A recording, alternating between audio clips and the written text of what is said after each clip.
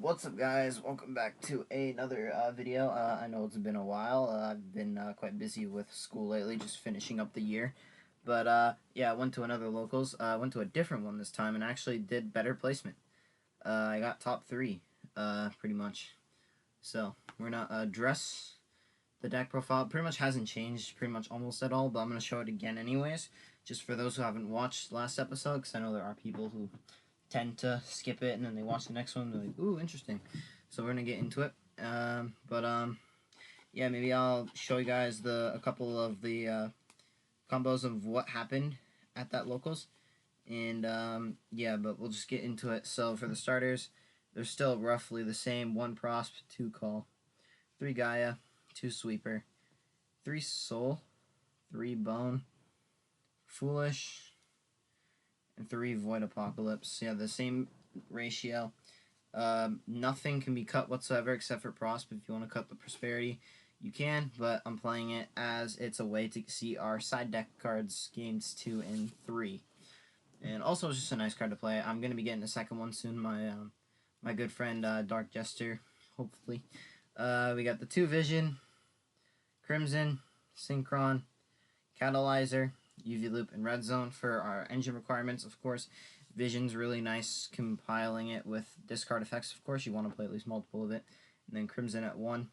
Who knows? Might end up going back to Pier soon, just because I want to test it out more again, because we don't have all the Centurion stuff we need. Catalyzer, of course, play through Nibiru with our basic Resonator line, UV Loop, and Red Zone. The grind game that these two offers is amazing. It helps me win games. And then, of course, for our Centurion little package, we have Gargoyle, the Counter Trap, and then our Burning Soul, which is pretty much our field spell, because we don't have the field spell still. Still haven't gotten it yet. Hopefully soon that will happen. Non-engine, 3 Ash, 3 Veiler, 3 Nibiru in the main deck now. I'll explain that in a second. 3 Ghost Spell still. Hand traps hasn't changed much, except for the Ghost Ogres over the Nibiru, because Nibiru comes up a lot more than Ghost Ogre did, so I swapped them back around.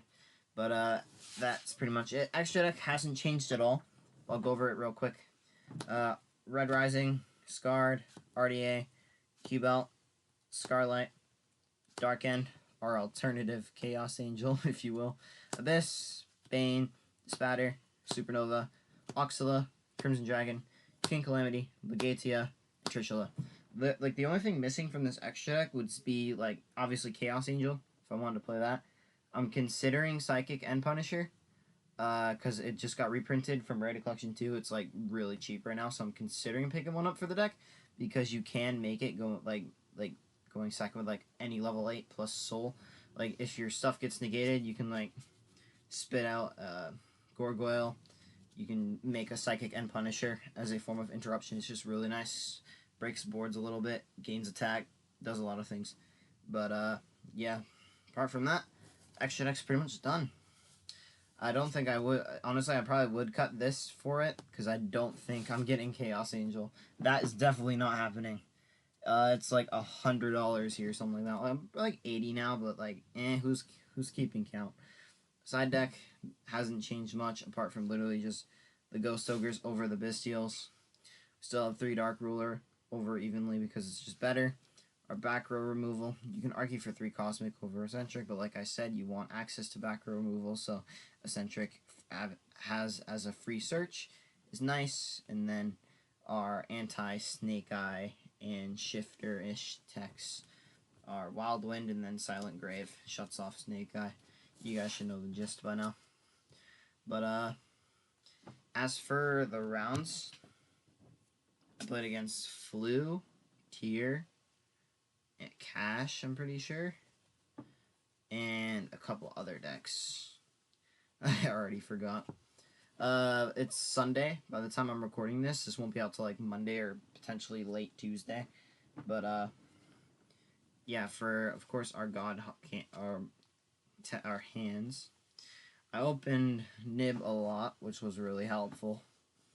I only opened Bells once.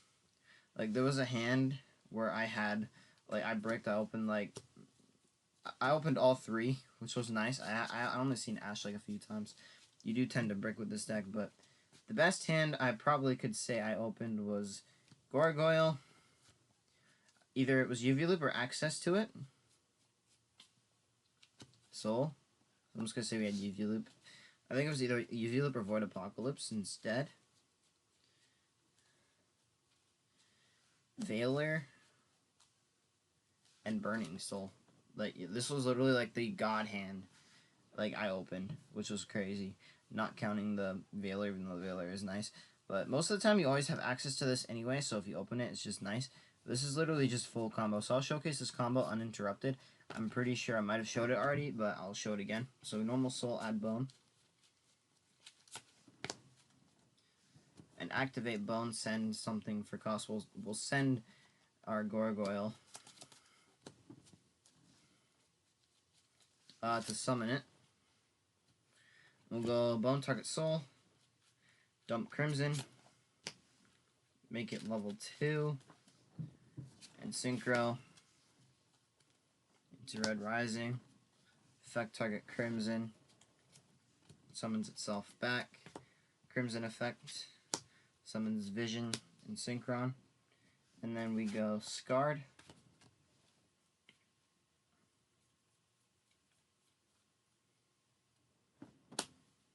Going to trigger the Vision to add Crimson Gaia to our hand. Scarred plus Synchron. Summon our Abyss. Then go chain 1 Scarred, chain 2 Synchron, target Vision. So we add back Vision and summon Red Dragon Archfiend from our extra deck. And then we Synchro into Dispatter.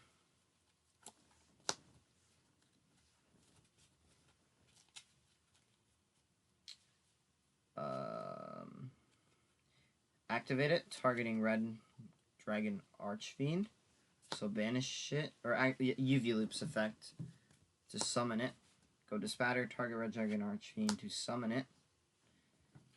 You can either go straight into Oxala, or what I did was I just kept these on field because having the RDA pop in the end phase is nice, and then having access to the Centurion engine. So I set the Burning Soul, activate Gaia to add Red Zone, and then set the Red Zone, then end on this.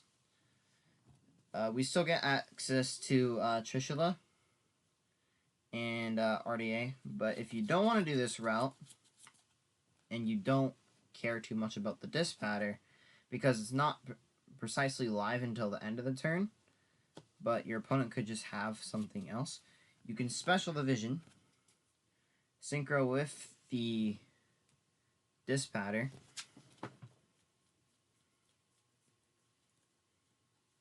to summon the Oxala, and then Oxala will search the counter trap, the True Awakening, set that, and then the end phase Oxala will place back the Gargoyle, so you have the Omni Negate live.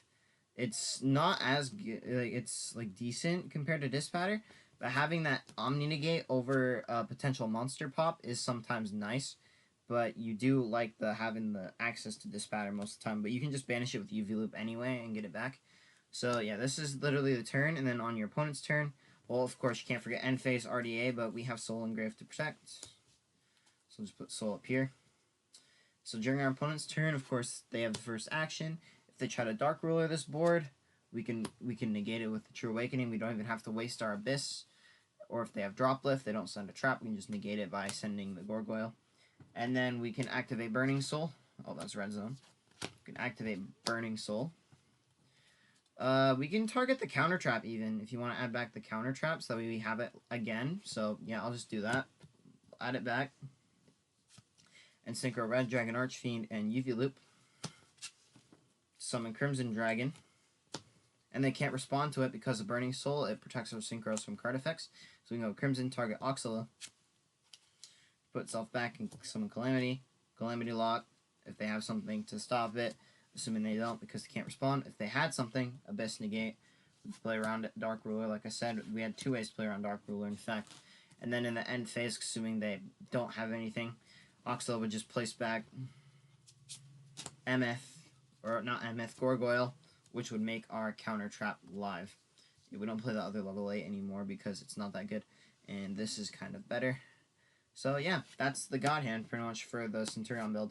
I don't know if it's worth it over the standard Dispatter Abyss end board, but it does win more compared to it.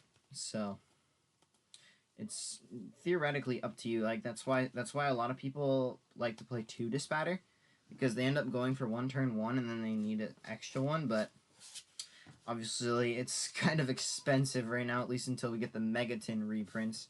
It's coming up soon. After Infinite Forbidden, we'll hopefully get the Megatons. But yeah, that's pretty much the basic of it. If you guys want to see more, hopefully we got next episode coming up soon. I have another video that should be coming up soon for Melodious as well. I built a new version of that I might do a video on maybe, because it is kind of broken because of the Rarity Collection 2 reprints. They really came in clutch a little bit. Managed to get my hands on some of the cards. But yeah, I will see you all next time. Peace out.